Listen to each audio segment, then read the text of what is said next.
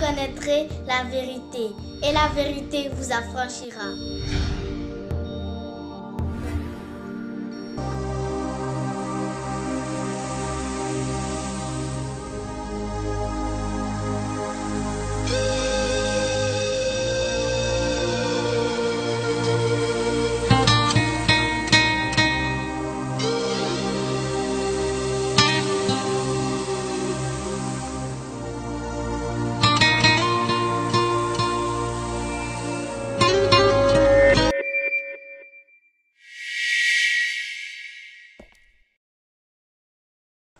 Voilà, chers frères et sœurs, je vous salue dans le nom de notre Seigneur et Sauveur Jésus. Alors, la vidéo d'aujourd'hui, c'est vraiment plus pour répondre à la préoccupation d'un frère. Un frère qui est catholique, voilà, qui m'a posé une préoccupation très importante et qui m'a demandé que oui, ils suivent mes vidéos, mais eux, ils sont catholiques. Et qu'il prie devant des crucifixes, voilà, il prie devant la croix de Jésus, il prie également le statut de la Vierge Marie avec des chapelets.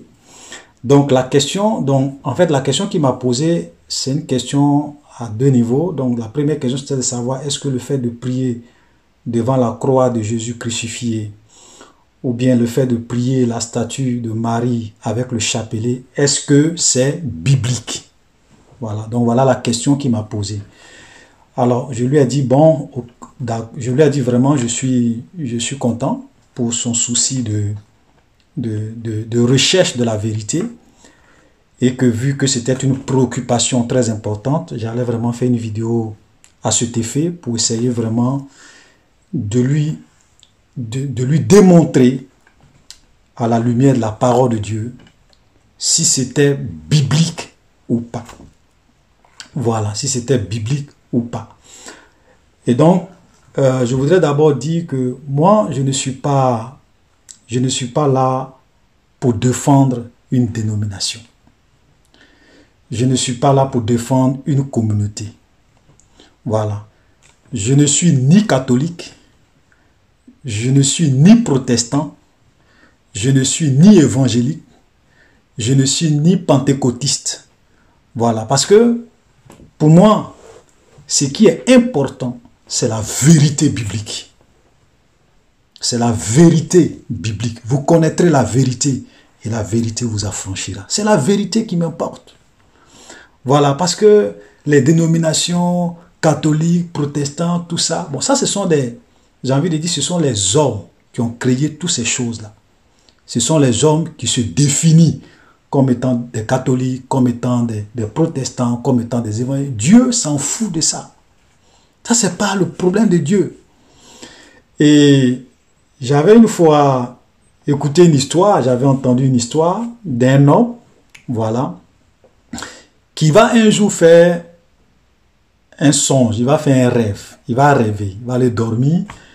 Et dans son songe, il se retrouve à la porte du paradis. Et quand il arrive à la porte du paradis, il y avait un ange qui était là.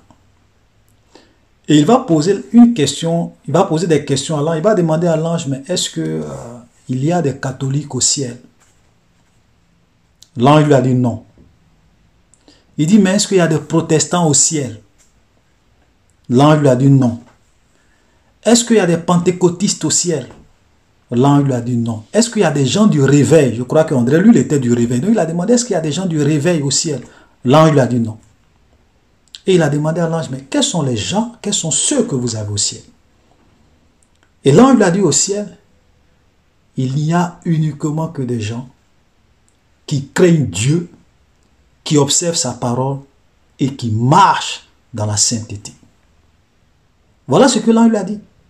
Et dans le même rêve, il s'est retrouvé également à la porte de l'enfer. Et là, il voit un démon. Et il demande au démon qui gardait la porte de l'enfer, il dit, est-ce qu'il y a des protestants à l'enfer? Là, il dit, oh, ils sont remplis ici. Est-ce qu'il y a des catholiques? Ouh, ils sont là pleins. Est-ce qu'il y a des évangélistes? Ouh, ils sont versés. Est-ce qu'il y a des gens du réveil? Oui, ils sont là pleins. Et il a demandé à l'ange parce qu'il s'est souvenu de ce que... Pardon, il a demandé au démon parce qu'il s'est souvenu de ce que l'ange lui avait dit. Est-ce que vous avez des gens ici qui craignent Dieu, qui obéissent à sa parole et qui marchent dans la crainte du Seigneur? Le démon lui a dit, aucun, même un seul, il n'y en a pas ici. Et il s'est réveillé. Et là, il a compris que ce qui est important pour Dieu, ce ne sont pas nos religions. Ce ne sont pas notre appartenance dans une communauté. Parce que chez Dieu, il n'y a pas un cahier pour dire que tous ceux qui sont catholiques vont rentrer au paradis. Chez Dieu, il n'y a pas un cahier pour dire que tous ceux qui sont protestants vont rentrer au paradis. Chez Dieu, il n'y a pas un cahier pour dire que tous ceux qui sont évangéliques vont rentrer au paradis. Ça n'existe pas. Il n'y a pas un cahier comme ça. Et donc, Dieu, ce qu'il regarde, c'est notre vie de sainteté, l'obéissance à sa parole. C'est-à-dire qu'une fois que nous acceptons le Seigneur comme notre Seigneur, notre Sauveur personnel, ce que Dieu regarde, c'est est-ce que toi qui te dis chrétien, toi qui te dis que tu as accepté Jésus, quelle est ta relation avec lui? Quelle est la vie que tu as menée sur la terre? Voilà ce que Dieu regarde. Donc ce n'est pas une histoire de je suis catholique, je suis protestant. Ça là, Dieu s'en fout de ça. Frère, je vous dis la vérité. C'est la vérité. Voilà. Donc, je ne suis pas dans une position pour défendre une dénomination ou pour condamner une dénomination. Moi, je condamne lorsque c'est pas conforme à la parole de Dieu. Lorsque c'est pas conforme à la vérité biblique. Et vous voyez, pour ceux qui regardent, qui regardent un peu mes vidéos, il y a beaucoup de vérités que je dis qui concernent même ceux qui se croient protestants, qui pensent qu'ils connaissent la vérité. Parce que on peut peut-être reprocher pas mal de choses aux catholiques, mais pour ceux qui ont regardé ma vidéo, les antichrists dans nos églises, la première partie, la deuxième partie, vous allez voir qu'il y a beaucoup de pratiques aujourd'hui dans nos églises qui sont antichrists, qui ne sont pas bibliques. Ce n'est pas seulement les catholiques. Voilà. Donc, il faut qu'on revienne à la parole, il faut qu'on revienne à la sainte doctrine. Donc aujourd'hui, nous allons essayer de répondre à la question de ce frère. Est-ce que la vénération, l'adoration de la Vierge Marie, bon, eux disent c'est vénérer la Vierge Marie. Est-ce que vénérer la Vierge Marie avec des stades, en se prosternant devant des statues, avec des chapelets, est-ce que c'est biblique? Est-ce qu'on peut aller dans la parole de Dieu et démontrer que c'est vrai ou démontrer que c'est faux? Voilà ce que nous allons faire. Maintenant, la dernière fois, je vous ai dit, même quand je parlais des pratiques antichrist dans nos églises, j'ai dit que quand vous êtes devant une pratique, il y a 4 questions qu'il faut se poser. 4 questions. La première des questions, c'est est-ce que Jésus l'a pratiqué? Si la réponse est non, on se pose la deuxième question. Est-ce que Jésus l'a enseigné? Si la réponse est non, on se pose la troisième question. Est-ce que les apôtres l'ont pratiqué? Si la réponse est non, on se pose la quatrième et la dernière question. Est-ce que les apôtres l'ont enseigné? Est-ce qu'on peut aller dans les épîtres, dans la parole, dans l'enseignement des apôtres et démontrer que ça a été enseigné? Si la réponse encore est non, il faut rejeter cette pratique.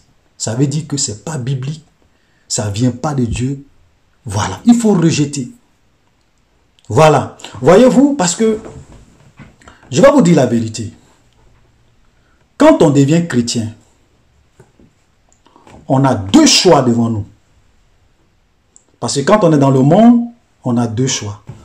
Soit on reste païen, on meurt, on va à l'enfer, ou bien on accepte Jésus. Et quand on accepte Jésus, tu n'es pas forcément sorti de l'auberge. Parce qu'il y a beaucoup de mauvaises doctrines qui peuvent nous égarer. Et donc, on a le choix. Quand on devient chrétien, c'est quelqu'un qui décide de suivre Jésus, quelqu'un qui a donné sa vie à Jésus, on a deux choix devant nous. Soit, tu vas suivre la tradition des hommes. Voilà. Tu vas suivre la tradition des hommes. Ou bien, tu vas t'attacher véritablement à la parole de Dieu. C'est-à-dire que la tradition des hommes, c'est tout ce que les hommes disent qu'on doit faire. C'est tout ce que les hommes disent qu'on doit pratiquer. Que ce soit les prêtres, que ce soit les pasteurs, que ce soit les prophètes, que ce soit les archibishops, que ce soit les révérends pasteurs. Il y a des choses qu'ils vont vous demander de faire, mais qui ne sont pas bibliques. C'est-à-dire que ce sont des choses, c'est la tradition des hommes. C'est la tradition de la religion, c'est la tradition de la communauté à laquelle tu appartiens. Mais ce n'est pas biblique. Donc, soit tu suis la tradition de ta communauté, ou bien soit tu suis la parole de Dieu. Et il est important de suivre la parole de Dieu. Pourquoi? Parce que Jésus a été clair. Voilà, Jésus a été clair. Pourquoi j'ai dit Jésus a été clair? Parce qu'on va lire par exemple Jean chapitre 12, le verset 48. Voilà ce que Jésus dit.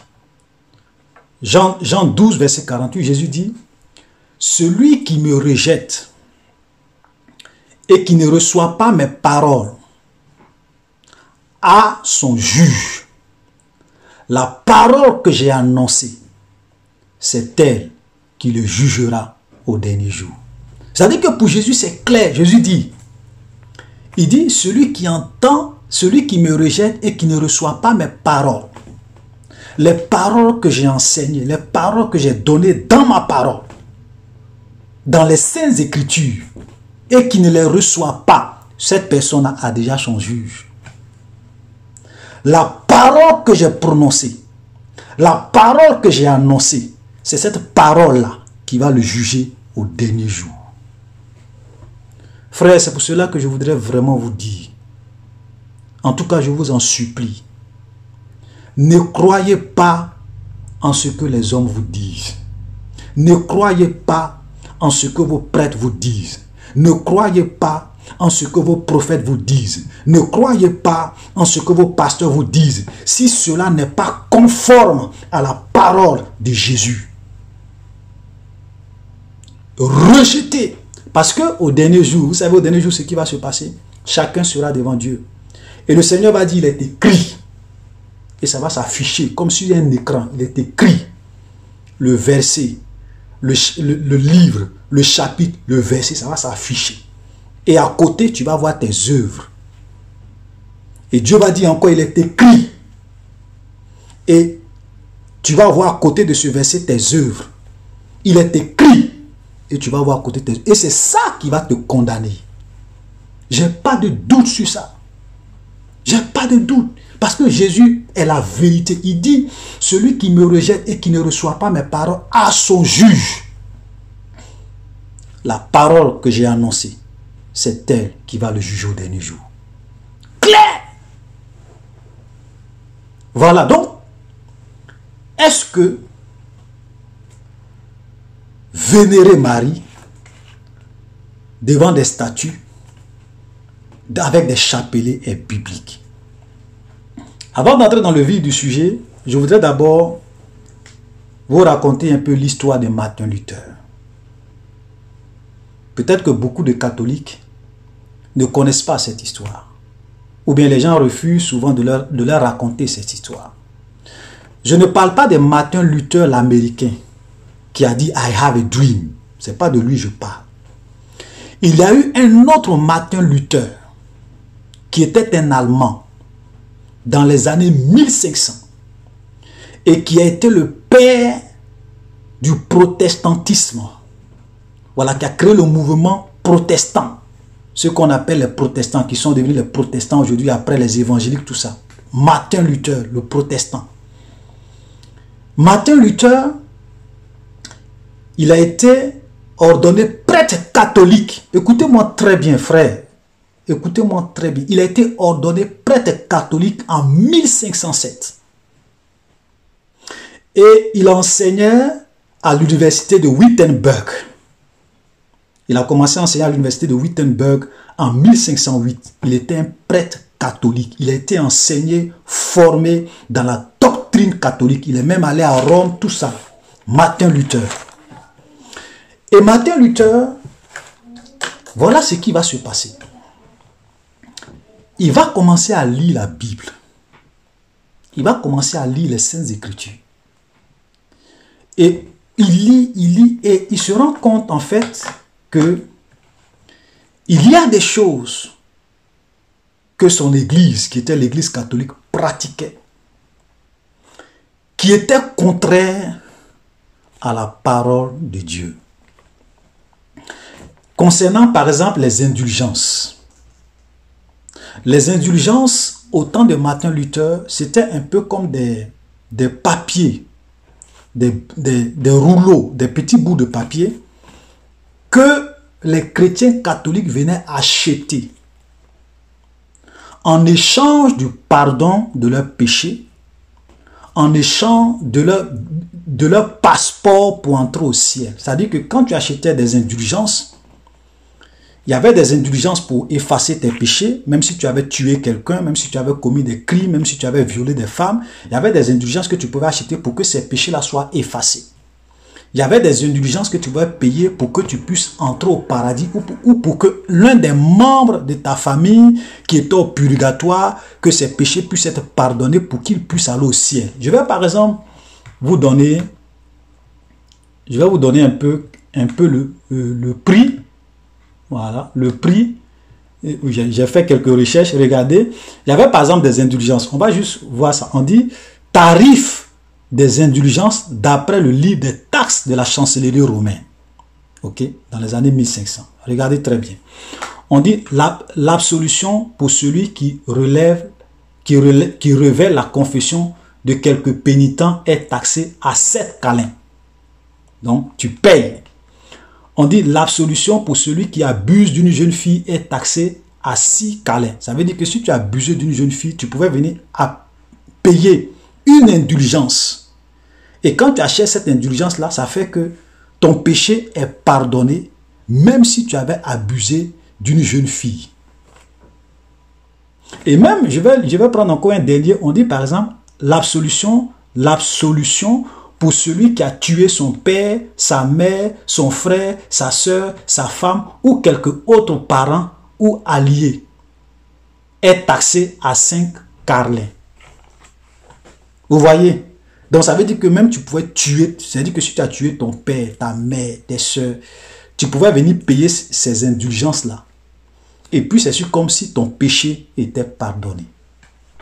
Voilà ce qui se pratiquait au temps de Martin Luther, au nom de la religion catholique. Et Martin Luther a développé 95 thèses qu'il a affichées à Wittenberg pour dénoncer cela. Et c'est de là, je vais dire, c'est tout ça qui a pris forme et qui a donné naissance au mouvement protestant.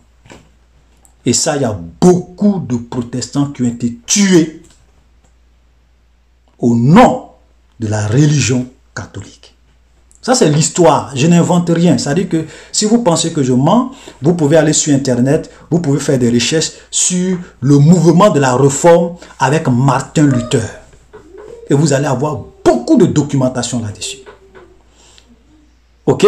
Pourquoi je raconte cette histoire? C'est simplement pour vous dire, voilà quelqu'un qui était catholique, qui était prêtre catholique et qui a préféré suivre la voie de la vérité que de suivre la religion, la tradition des hommes. Et c'est de là qu'est venue la fameuse phrase sola scriptura. Sola scriptura, ça veut dire que seules les Écritures, on n'a plus besoin de suivre la tradition des hommes. On n'a plus besoin de suivre ce que les gens nous disent. On n'a plus besoin de suivre ce que le pape nous dit. On n'a plus besoin de suivre ce que les prêtres nous disent. Nous, on veut suivre ce que les Écritures nous disent. Voilà des gens qui étaient nobles. des gens qui avaient compris qu'au dernier jour, c'est la parole de Dieu qui va les juger. Ils ont préféré suivre la parole de Dieu. Voilà. Donc, on va revenir, parce que c'est un sujet qui est vaste, parce qu'on ne peut pas aborder toutes les doctrines. Je vais juste prendre le cas de Marie. Je pense que déjà, si on arrive à démontrer ça, ça peut éclairer ce frère qui nous a posé la question. Voilà, donc, d'abord, on va parler un peu des doctrines sur la Vierge Marie dans le catholicisme. Je vais juste prendre, j'ai pris par exemple 3 doctrines. On va prendre 3 doctrines et on va voir la lumière de la parole de Dieu. Et ce sont des doctrines bibliques. Par exemple, concernant la Vierge Marie, il y a la doctrine de la virginité perpétuelle de Marie. Ça, c'est une doctrine. La doctrine de la virginité perpétuelle de Marie. C'est-à-dire que Marie, même après avoir mis au monde l'enfant Jésus, elle est demeurée vierge jusqu'à son absence, jusqu'à sa montée au ciel. Voilà. Parce que pour les catholiques, Marie a été enlevée. Donc jusqu'à son ascension. Maintenant, est-ce que on peut prouver ça dans les Écritures? Ok. Et cela a été proclamé au Concile de Latran en 1689. Cette doctrine-là, la virginité perpétuelle de Marie. On va aller dans les Écritures pour voir si c'est biblique. Est-ce que ça tient la route? On va lire par exemple Matthieu chapitre 1 à partir du verset 25. Voilà ce qu'il est dit. Mais, parce que Joseph devrait épouser sa femme Marie, elle était enceinte, donc il voulait se séparer d'elle. Donc il y a un ange qui va venir lui dire non, il faut prendre Marie pour femme, parce que l'enfant qu'elle porte vient de Dieu, vient du Saint-Esprit. Elle n'a pas commis un adultère, n'a pas péché. Et voilà ce qu'il dit ici, le verset 26, il a dit, mais Joseph, on parle de Joseph, il ne l'a connue point jusqu'à ce qu'elle eût enfanté un fils auquel il donna le nom de Jésus. Ça veut dire que on dit Joseph n'a pas connu Marie. Marie était sa femme, mais il n'a pas connu Marie jusqu'à ce que Marie puisse enfanter l'enfant Jésus. Ça veut dire qu'ils n'ont pas eu de rapport sexuel jusqu'à ce que Marie puisse enfanter l'enfant Jésus. Maintenant, après que Marie eut enfanté l'enfant Jésus, Joseph a connu Marie. Parce que, attends, tu ne peux pas épouser une femme. Non, je veux dire, soyons logiques. Tu ne peux pas épouser une femme qui va vivre avec toi. Et puis, tu ne vas pas la connaître. Parce que consommer le mariage, c'est ça. C'est ça. Ok? Donc là, on dit, il n'a pas connu Marie jusqu'à ce qu'il eût enfanté l'enfant. L'enfant. Ok? Mais il ne l'a connu point jusqu'à ce qu'elle eût enfanté un fils auquel il donna le nom de Jésus. Là encore, peut-être on peut me dire, oui, mais rien ne nous dit qu'il a vraiment connu. Je suis entièrement d'accord avec vous. Et là, nous allons aller, par exemple, dans Marc. Marc chapitre 3. Bon, on va même aller dans Matthieu. Ok? On va même aller dans Matthieu. Matthieu chapitre 13. Parce que c'est pratiquement, on peut aussi revenir. Matthieu chapitre 13, le verset 54, voilà ce qu'il est dit. On parle de Jésus ici. S'étant rendu dans sa patrie, il enseignait dans la synagogue, de sorte que ceux qui l'entendirent étaient étonnés et disaient, d'où lui viennent cette sagesse et ces miracles? N'est-ce pas là le fils du charpentier? Donc on parle de Jésus. Les gens disaient, mais est-ce que celui-là, ce n'est pas le fils du charpentier? N'est-ce pas Marie qui est sa mère? Jacques, Joseph, Simon et Jude, ne sont-ils pas ses frères?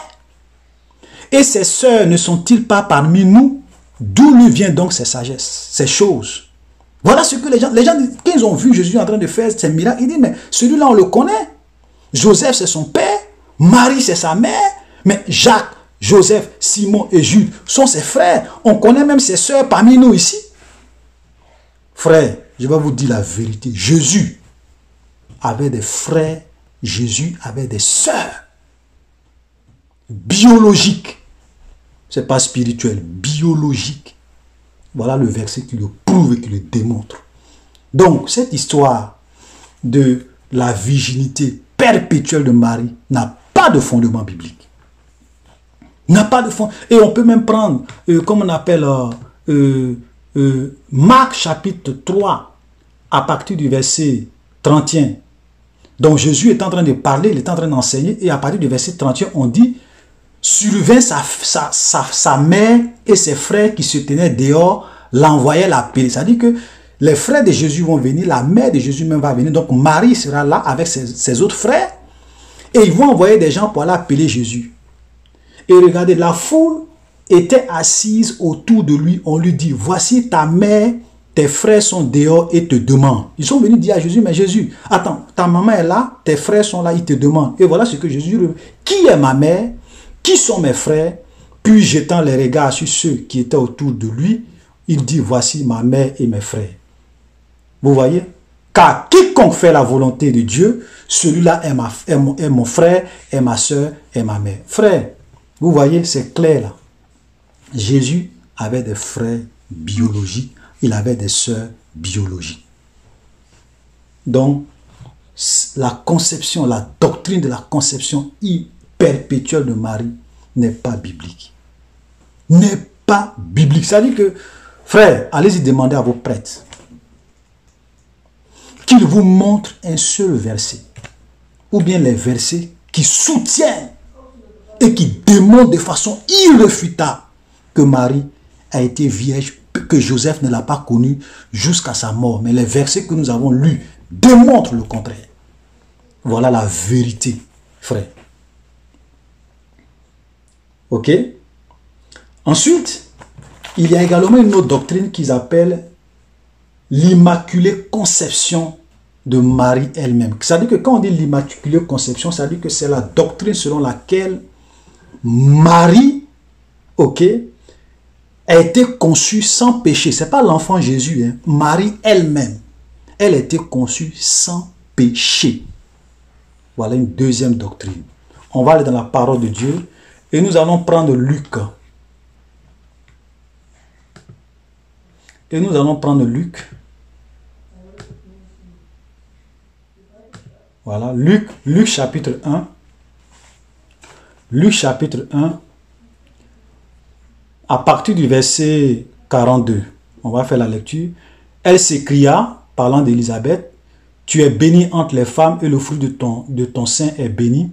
Mais comment m'est-il permis que la mère de mon Seigneur vienne auprès de moi? Parce que Marie était allée vers Élisabeth, et quand Élisabeth va entendre sa voix, voilà les paroles qu'elle va déclarer.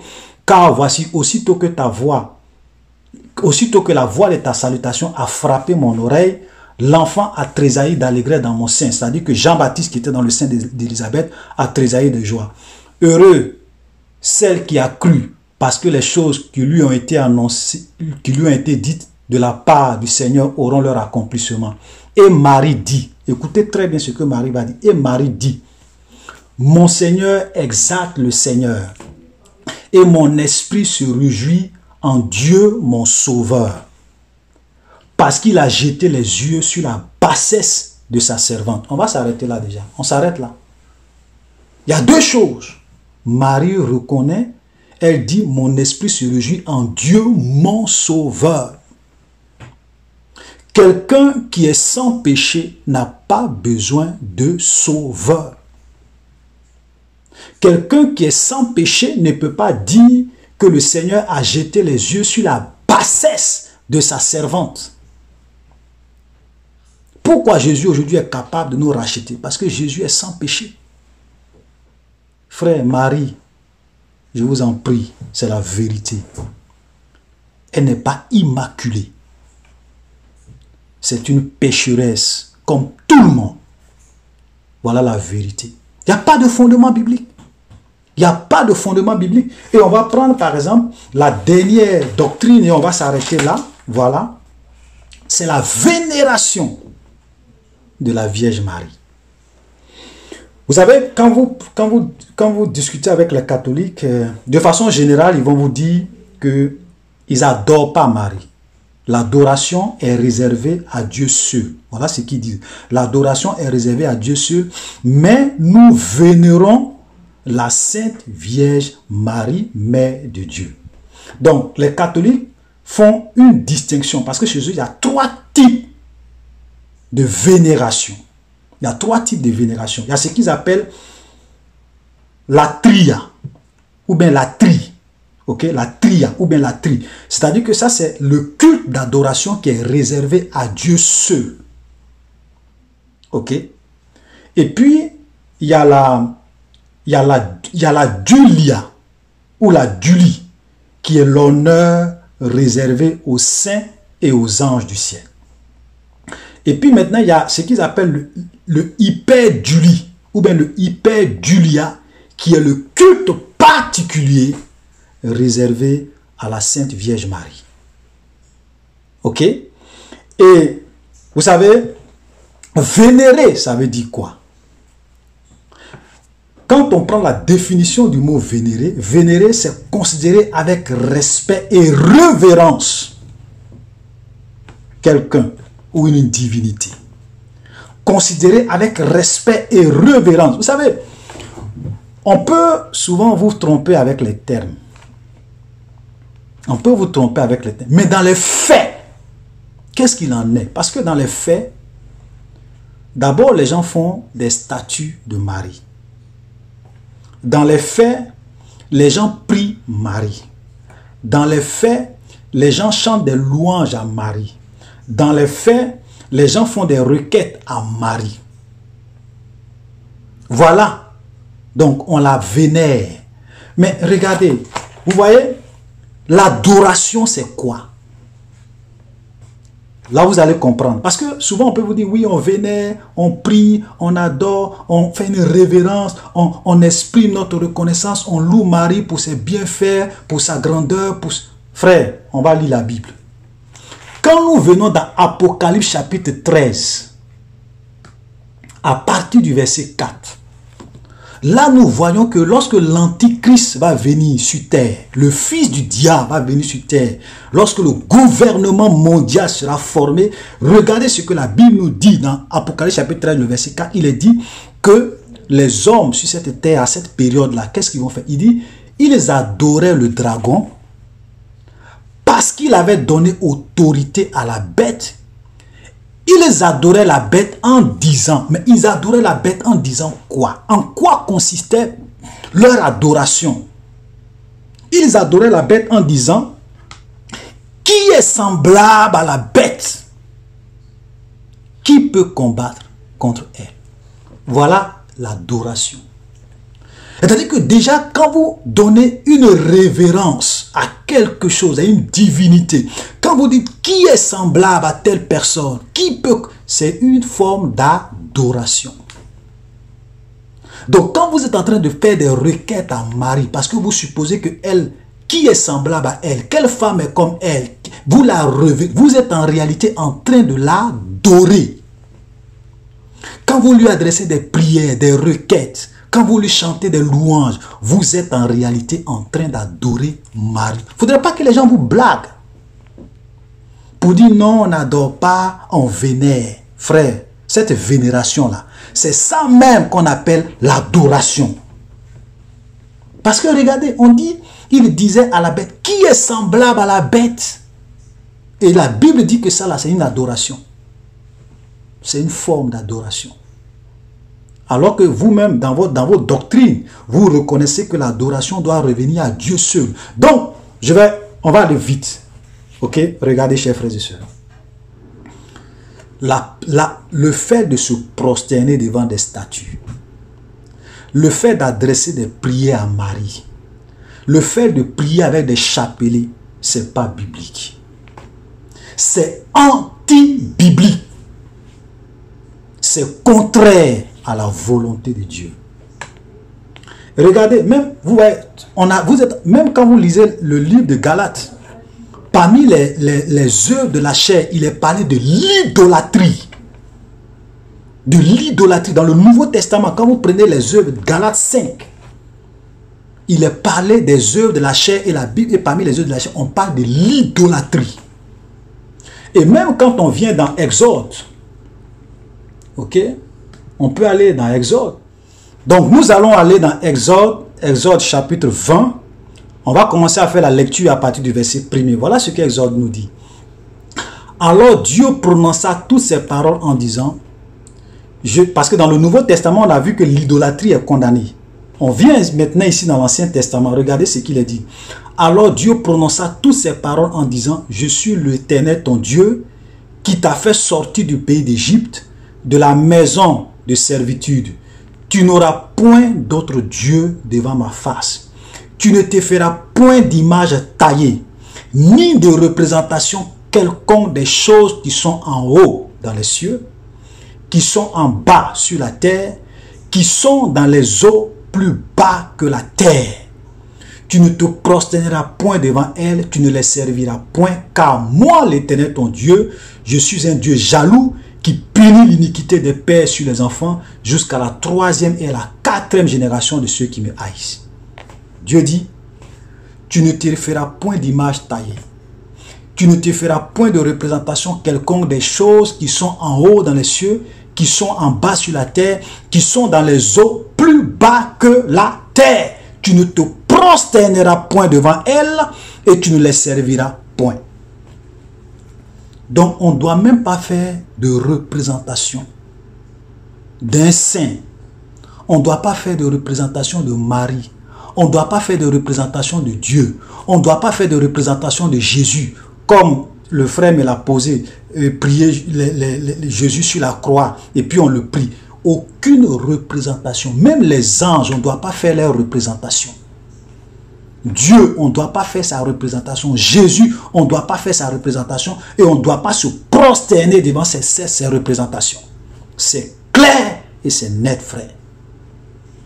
Voilà. Donc déjà, je pense que, vous voyez, on pouvait aller dans beaucoup de doctrines. Mais j'ai juste pris cela pour simplement répondre à mon frère qui m'a posé la question et lui dire que sur les deux questions qu'il m'a posées, à savoir prier Jésus-Christ crucifié sur une croix, prier devant les statues de la Vierge Marie avec les crucifixes, avec les chapelets, est-ce que c'est biblique? C'est pas biblique. C'est pas biblique. C'est contraire à la parole de Dieu. Donc, nous allons nous arrêter là. Et nous allons conclure. Donc, je voulais simplement dire que mon objectif, ce n'est pas de condamner quelqu'un. Parce que nous tous, nous avons été dans l'ignorance. Même moi-même. Ce que j'enseigne aujourd'hui, dans ma vie passée, j'ai enseigné le contraire. J'ai même enseigné des choses qui étaient anti-bibliques. J'ai même pratiqué des choses, eux-mêmes enseigné des choses qui étaient contraires à la vérité biblique. Mais quand le Seigneur m'a ouvert les yeux, j'ai révisé ma position. Voilà ce que Dieu nous demande. Ce n'est pas venir se frapper. Moi, je ne suis pas en train de lancer la pierre aux catholiques, aux protestants, non. Je me mets dedans parce que moi aussi, j'ai pratiqué des choses que Dieu condamnait. J'ai cru en des choses que Dieu condamnait. Mais aujourd'hui, j'ai vu la vérité. Je me suis détourné. Donc, je voudrais qu'on puisse faire comme Martin Luther. Sola scriptura. Seules les Écritures doivent nous guider, doivent être, Seigneur, seules les Écritures doivent être le principe de notre foi. C'est-à-dire, tout ce en quoi nous croyons doivent avoir une base solide dans les Écritures. Voilà. Donc, 4 questions. Est-ce que Jésus l'a pratiqué? Est-ce que Jésus l'a enseigné? Est-ce que les apôtres l'ont pratiqué? Est-ce que les apôtres l'ont enseigné? Si la réponse est non à toutes ces 4 questions, rejetez cette pratique. Elle ne vient pas de Dieu. Voilà, donc chers frères et sœurs, soyez bénis. Shalom.